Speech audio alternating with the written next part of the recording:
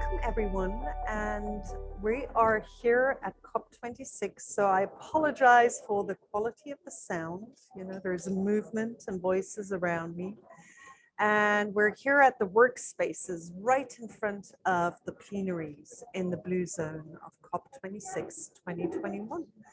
And I have the joy to be here with Paul Dickinson, who's a friend and a colleague, and Paul founded CDP in 2000 with the ambition of creating a global economic system that operates within sustainable environmental boundaries and prevents dangerous climate change.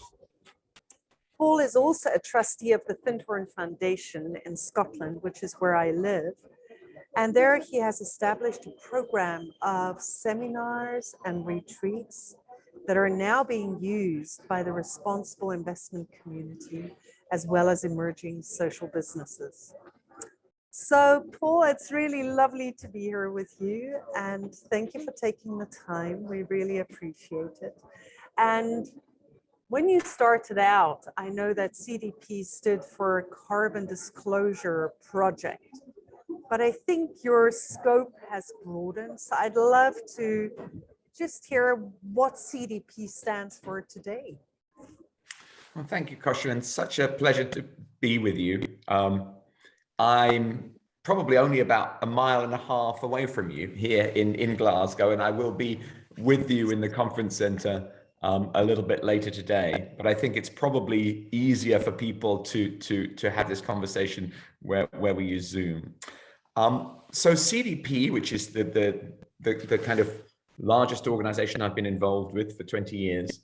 You're quite right. We started off as this carbon disclosure project. It was a very technical title, but our idea was that corporations are tremendously important, tremendously influential, but that in fact, they were also accountable to the public, to everybody.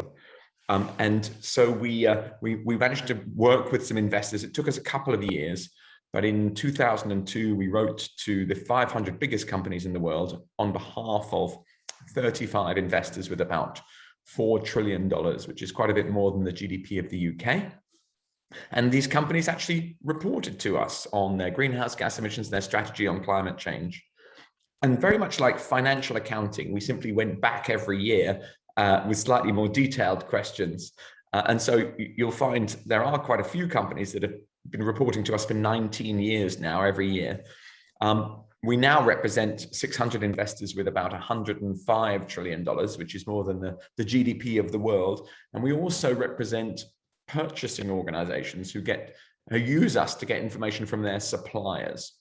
So to use the jargon we use, it's the authority of investors and the authority of purchasing organizations that causes us now to have about 13,000 corporations report into our website. And we're a not-for-profit, we're a charity. So anyone listening to this or watching this can sort of, if they want to know, how any company is performing on climate change, they can just go to cdp.net and download the answer free of charge. There's a great deal of information there. Now, to your question, we changed the name from Carbon Disclosure Project to CDP in about 2010. Because we'd expanded to water and water security. And then a couple of years later, we expanded to the drivers of deforestation. And we plan to expand to biodiversity, soil, oceans, plastics, waste, and indeed, eventually people issues. So that was really what the name change was about. But that's a long answer for your question. Yeah, but a beautiful answer. It doesn't just speak to how a good approach can have such a deep impact, but also that, from numbers to the heart, to the people, that it's a slow progression that you've been on there. And maybe before we go on, because I'd love to hear also where the inspiration came from for you. But before that, maybe just to say a little bit more about the reporting from these 13,000 companies, because to have you here is such a direct window into these numbers. I don't know how many of our listeners will go and research them. So can you tell us a few key pieces of data? Like who are the company, how much of the world's carbon emissions is being reported on through this? And where is it coming from? Those are both very good questions. I mean, we think we have somewhere around about 60% of the entire global economy reporting through our website. And probably about 80% of the world's carbon emissions are reported through our website, because a lot of, all the big energy and fossil fuel companies report not just their emissions, but the emissions from their product. And that's how you really get to 80% of the world economy. Where are they coming from? Climate change can seem very complicated, and there are very complicated aspects of it, but actually it's remarkably simple. It's the combustion of fossil fuels and the use of electricity, which is pretty often a derivative of fossil fuels. And then it's the drivers of deforestation. And that's about it. So that's why children understand it very well. So the more professional answer, I suppose, would be to say the largest single sectors are primarily energy. So the production of fuel for transport is one of the very largest causes of fossil fuels. And perhaps the largest single source of fossil fuels is the production of electricity, which in many countries involves a great deal of combustion of coal, which is a particularly bad fuel in terms of causing carbon dioxide, but also gas. So it's coal, oil, and gas that are our primary drivers of climate change. The other industries that really jump out are cement and steel and all forms of transport, especially airlines. And I don't want to forget, one of the biggest sources that's been identified recently is food, and particularly meat. One thing that one privilege I've had in the podcast we do called Outrage and Optimism, which I do with Christiana Figueres, who got the Paris Agreement, and Tom Carnett. The chief executive of the company Beyond Meat, who's seeking to use plant-based foods to substitute for meat by making them taste rather like meat, kind of food science. It's the opposite of cooking, making different things taste the same. He said that taking out meat from the food system could actually liberate 90% of farmland in the world. Can you imagine that? So energy, industry, and food are really the three big drivers of greenhouse gas emissions. You're on mute, Kosha, oddly enough. Sorry. Thank you. Yeah, so what inspired you to have a vision of this size? Because it's an enormous vision. And also the fact how far you've come around that road. Of course, you work with a large team of people by now, but still, what a road to take. And where did that come from in you? Well, thank you for giving me the opportunity to give the little bit the personal story, I suppose. I'm now 57. When I was about 20, I thought that I would like to get involved in politics because I felt the world was not very well organized. There seemed to be a lot of avoidable suffering. So I went to study politics as a 24-year-old. I went to study a politics degree as a sort of younger, mature student. But actually, I left in my first term. And the reason I left was not because I wasn't enjoying studying politics. I was enjoying it a lot. But I was also working for an annual report design company. So my job this was 1988, my job involved looking at the annual reports from the world's largest companies, and in 1989. And as I looked at these huge corporations, I began to recognize that government power was probably diminishing and corporate power and influence was increasing. And so I made a decision in 1988 that I would pursue political career or career in administration, should we say, through the global business system and not through the system of government. And I think it is fair to say that today in many countries, the citizen is ruled by the government, but the government is to an extent ruled by some corporations and financial interests that want to carry on the way they are. And so my political analysis is that we need to actually sort of civilize some aspects of corporate behavior to allow government to stand in its sort of sacred role to protect us. And I do think that sustainability, which everybody thinks is a bit complicated, is really just the name we give for problems the government doesn't seem to be able to fix. No one would say that in some kind of emergency like COVID wasn't the government's job. The government steps in straight away. But when it's climate change, we all sort of say it's sustainability. But the last thing I'd say was, whilst I was sort of learning about corporations, I studied under the very great Anita Roddick, the founder of The Body Shop, who was a brilliant humanitarian business leader, which I think is something we're going to see more and more of, I hope and believe, in the future. And she gave a speech actually in the Findhelm Foundation Universal Hall in 1987. Can you believe it? And she said, I don't want just something to invest in. I want something to believe in. And studying under the master's degree that she'd organized in 1997, I met a scientist who'd been working with James Lovelock on Gaia theory, and he warned me of how severe the consequences of climate change were. So then in the year 2000, I was able to work with a lady called Tessa Tennant to set up CDP to combine both what I understood about the influence of corporations with the concern that had come to me about climate change. Thank you. Yeah, and it's beautiful to hear about that trajectory. I think just like we often practice system sensing and just looking at who do we meet? What is the information that comes to us? What is this telling us about our path in the world at this time? And I think you just described that beautifully. Yeah, here at COP, I have two more questions. So let's see how we go with the time. But here at COP, we've just heard the announcement from Climate Finance that there is to be $125 trillion of investment towards a net zero transition. And, firstly, I've just understood that that's more than the world's GDPs together, that it's more than what you are even reporting on. So huge amounts of money floating, ready to be invested in net zero. Just imagining that kind of blows my mind a bit. But then also, the one thing is they were speaking about investing in catalytic initiatives from the private sector. So just wondering, where will all these catalytic initiatives come from, and what is your impression on that?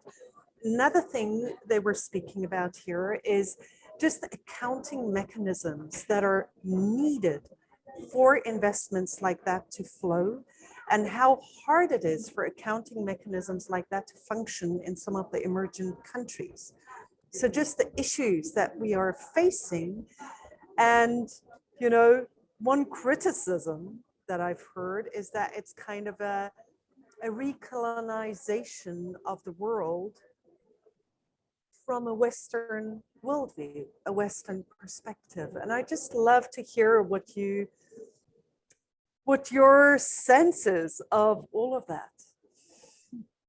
And I actually love the phrase you used. You said 125, I think it's 130 trillion. They've said is hovering, waiting to be deployed. That's a very well chosen words, Kosha, because this 130 trillion is really the sort of, how can I say it, the assets under management or under control of a group of financial institutions who've committed to do something. But whether it's some or all of it, or very little of it, or a lot of it is deployed is yet to be seen.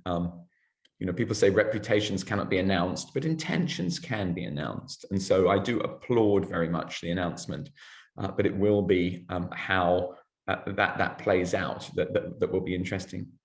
To your point on accounting, and particularly in developing countries and the issue of a new kind of colonization, well, I mean, accounting, I do truly believe in. I spent 20 years supporting corporations to account. And actually, we have 1,000 cities, the largest cities in the world, reporting to us as well. And once again, all this data on our website, if people would like to look. But I believe accounting for greenhouse gas emissions is extremely important.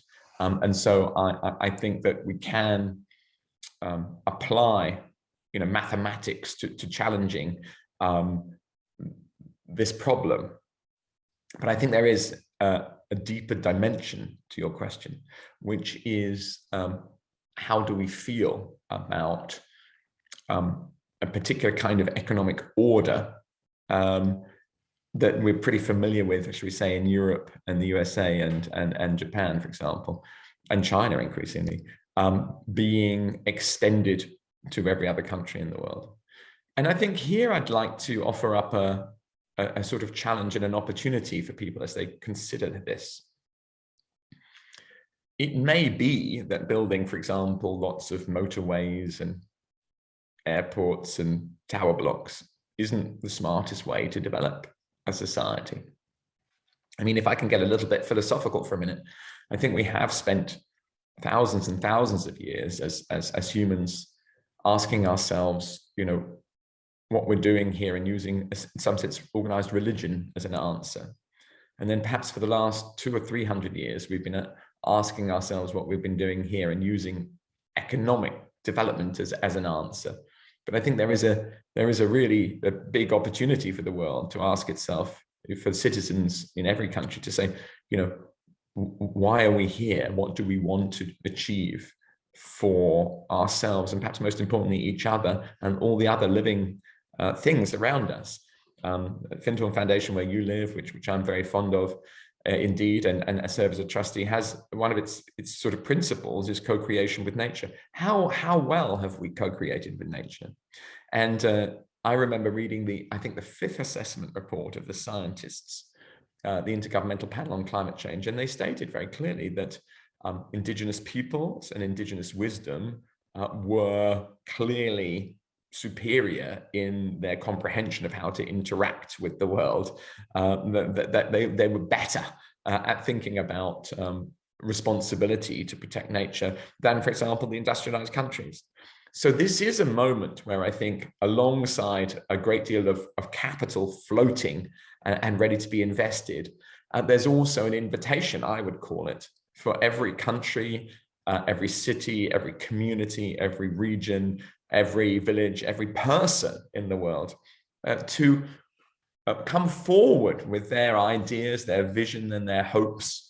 And that might be for some highly technological city with renewable concrete and steel, and that might be absolutely right and perfect. And it might be for a localized, simplified but richer society, which is perhaps less dependent upon physical extraction or physical utilization of goods and services. And we both know that the Findhorn Foundation, in many regards, the Findhorn community, and because it's much more than an organization now, has been thinking about how to pioneer what somebody I've enjoyed interviewing on many occasions, Craig Gibson, who you know, called non-monetary abundance. So we might ask ourselves at this opportunity, and we're threatened, but there's an opportunity in climate change to consider both the enormous financial resources that we have potentially to decarbonize our societies, but also what might be the signals, the opportunities in the concept of non-monetary abundance. Yeah. As you speak, I just notice more questions coming up in these. So, one thing that I would just like to mention is how relieved I am that you're moving into plastics, because I have felt increasingly disturbed by seeing new products being marketed, not least the way the COVID tests here are being packaged and marketed, which increase waste, like just incredibly. Another example is those the new espresso machines, where each one has its own little plastic cup. It's like before we could just still put the coffee grinds in the compost. Now wherever I travel in an Airbnb, I find this little machine. So there's just an increase, it seems like an increase in processing, in packaging, when actually we should be going in the opposite direction. And, there's a real question to me, what is the mechanism to stop this? Because it's like, I just assume that we would already have the mechanisms in place to stop an increase of waste in the production chains, you know, and it shows me that we don't. So yeah, just maybe that's not a question, or I don't know whether you No, have I mean, something to say to that, but I it's think that the world is we're all asking each other questions, but yeah, I'll tell you one thing, you know, I've always enjoyed thinking of business as it's interesting. You know, business is a bit like the water and we're a bit like the fish. You know, it's everywhere and we don't really even notice it. But, you know, I would say to you that if you were very concerned about these individual plastic coffee, I think you'll find that the manufacturers of those companies make the most tremendous amount of money. They purchase coffee for perhaps just a few pence or euro cents, and then they package it up and they'll sell it for quite a few pounds. I'm not sure the coffee growers are doing so well out of it, but somewhere in there's a great deal of value being created. But where there's value being created, there's also the opportunity for enlightened entrepreneurs to come in and say, don't be silly. Don't feel you've got to buy a little plastic sachet. Here's better coffee that's much more sustainable, you know, reasonable, sensibly presented. And, you know, every problem we've got is an opportunity for an entrepreneur, a business, a cooperative, it could be, to come forward and to provide an alternative. So I think that we should be upset about these things, but then also that should steel us, for those of us who want to come forward and say, there's a better way of doing this. So you're on mute again, Kosha. good. Thank you. So, you know, that's right, absolutely. And I would say that I've been part of these, maybe not the highest quality of social entrepreneurship, but very much in the realm of non-monetary abundance creation, but also very intelligent solutions coming from this co-creation with nature. You know, biomimicry, but really learning from nature. How does nature package? And the packaging of a mandarin or a banana, it's brilliant, right? It's so beautiful, yeah? And that is truly compostable, you know? And then you visit some of the villages, say in the forest, and the way they hold their food on leaves, it's stunningly beautiful. And the solutions are super intelligent, super well made, and really thoughtful. And I've also watched the desperation sometimes of some of these small initiatives trying to be seen, trying to come into a market, and just, you know, sometimes it feels that there's like this gap between small scale solutions and the economy of scale. And yeah, that's a really interesting gap to try and bridge. And I think that's also where we need to do a lot more thinking.